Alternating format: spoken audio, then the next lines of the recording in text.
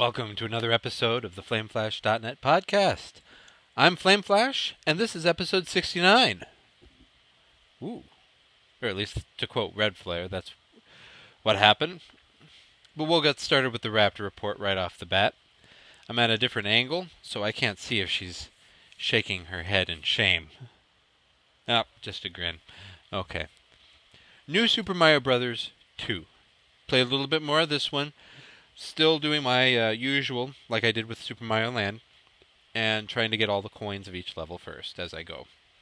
It means I haven't progressed very far. It means my coin count isn't very high, but I'm having fun.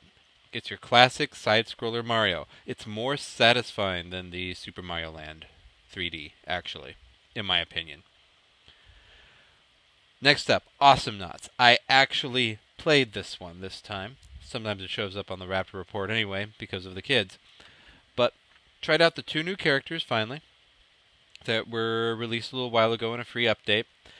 The gal on the surfboard, kind of Silver Surfer-esque.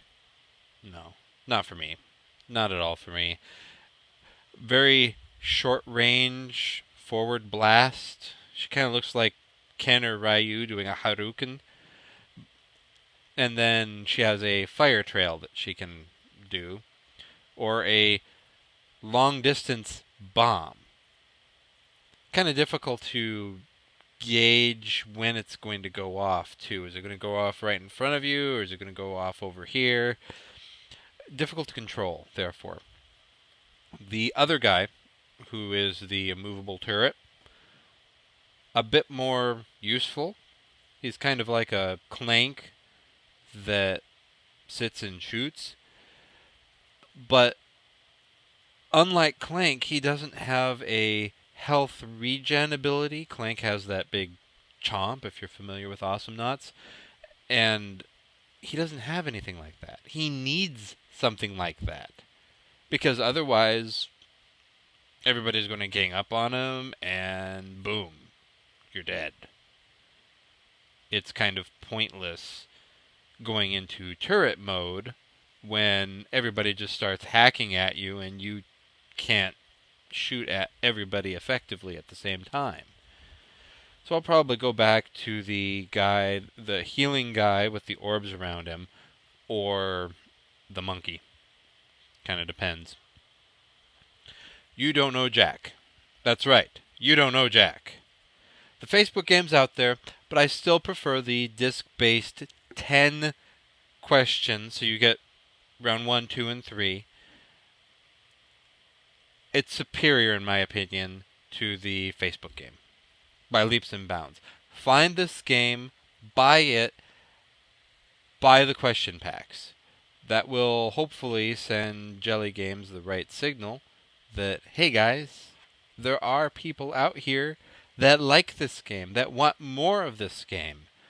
If they have the recording studio already set up for recording the Facebook game questions, why aren't we getting these Facebook game questions in the disc-based format? Just put them into more downloadable packs.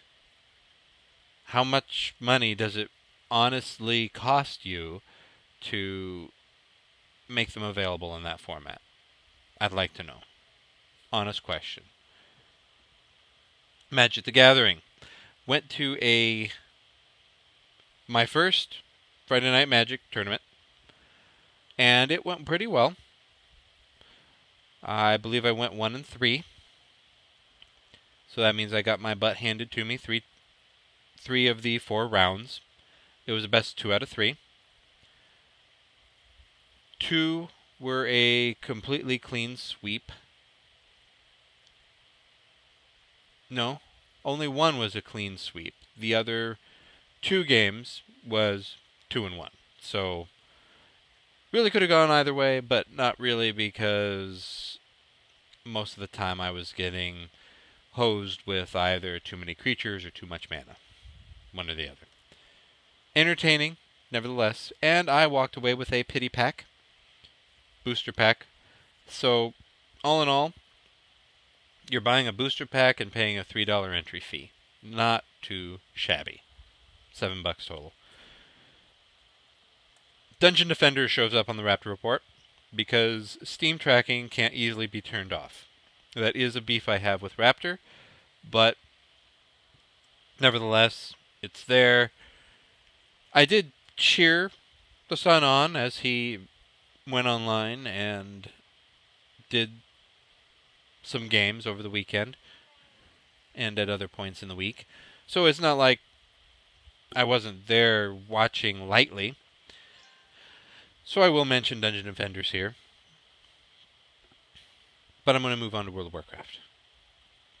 Last week, 5.0.4 had just launched. This week, over the course of this week, I was able to finally rework and retool all my characters. All 10 characters, all 10 classes now have bars that make sense with the Cataclysm mouse and with the Nostro. Now, old habits die hard. As a healer, I'm still having a lot of trouble with the idea of clicking and then tapping a mouse button to activate a heal, or clicking and tapping a hot button key on the Nostro. So my Druid healer, I'm just staying the way I am. There's no point in trying to reshape and fix something that isn't broken. However, my shaman, my future monk, my priest, I've redone the bars, but I'm not an old school healer in any of these classes. I have them, but I've been elemental leveling for shaman. I have the rest of spec, but I haven't done much with it. Absolutely perfect opportunity then to use the mouse, to use the Nostro, and really roll it out and see what I can do. Haven't done it yet, waiting for mists, but we'll just wait and see. Warlockery, well, I'm a noob. I am now a noob. My Warlock has always been my second main, and I'm going to need to relearn quite a bit with my Warlock. It just feels that way. Awesome rotation. I love Affliction again. It's really cool how, for instance, you can fling the green fireball to refresh your dots a little bit. But it also means I need a bigger dot timer so I can keep track of those dots easier on my main target. It's one of those add-ons I'm just going to have to find at some point and download. Because I like my dots, but itty bitty squares on the screen. Tiny countdowns. Now, one thing I absolutely love is that come level 90, one of the passive abilities is if I dot clipping is when you recast your dot before the other one's done, which you kind of need to do just to make sure the dots are up the whole time. But if you dot clip at 90, as of right now, you will be able to honestly clip. And if you have 3 seconds left on corruption and you recast corruption, you now have 25 seconds of corruption. So, assuming that's how long corruption is, I'm drawing a blank on the true length, but I think it's 22. But going with that as the example, you take the 3, you add the 22 on the end, and suddenly you're not honestly clipping anymore. You're just adding another 22 seconds. Now, it does have it set up so you can only add up to half of the normal duration, which is smart. Otherwise, somebody could just cast corruption, say, 3 times, you run up to a minute, and then you move on to your next dot. Cast it 3 times, run it up to a minute, and keep doing that. and then start casting some kind of filler like Shadow Bolt, which actually I don't think I put on my bar at all for Affliction. Interesting. Affliction gets a new channeled Malfic Grasp. I can't pronounce it. So that's why I'm using that instead. But we're going to segue straight into the show notes because we'll start off with World of Warcraft. I'm loving it. I'm loving the new patch. I'm getting nice and close to my reputation goals. And I went ahead and bought the heirloom items that my Mistweaver monk will be using come mists, which is awesome.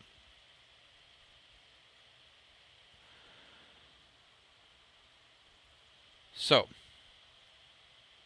we're getting a bandwidth low warning, so we'll see if things stick with us. That's odd. But Warbot showed up as of 5.0.4. Warbot is the little Mountain Dew pet that we got back in 2009, I think it was. Cool. Now it's available for everybody. I'm a little bitter about that because special event, that kind of thing. However, now more people get it, and I can buy more fuel. I hoarded that fuel, so I still had quite a bit of it. Now I can actually buy more when I use it up, and I can actually use it a little less sparingly. I appreciate that. Final WoW piece. No more reagents. This thrilled me. When I logged into my mage, and all my reagents were gray. Awesome. No more runes of teleportation, no more runes of portals. I can just go. I love it.